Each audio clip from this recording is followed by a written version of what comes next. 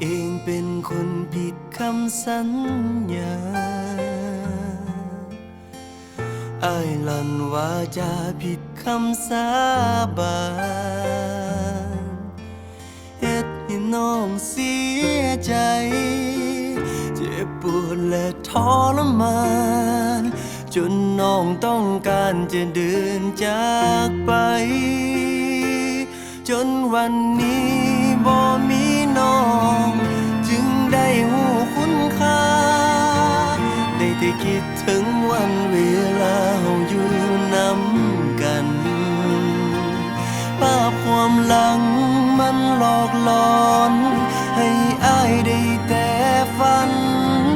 อยากสิเว้าอีหยังจักคำให้น้องคืนมาอ้ายขอโทษอ้ายสิเฮ็ดทุกอย่างให้น้องพอใจขอเพียงโอกาสอีกครั้งให้อ้ายได้แก้ตัวใหม่อ้ายขอโทษนี่คือคำอ้อนวอนให้น้องเห็นใจอยู่กับอ้ายก่อนอย่าสุดที่ง่ายไปอ้ายสิเฮ็ดให้น้องภูมิใจในตัวอ้าย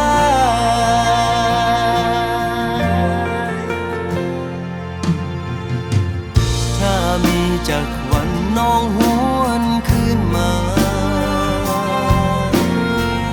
อ้ายสิใช้เวลาที่มีแก่ตัว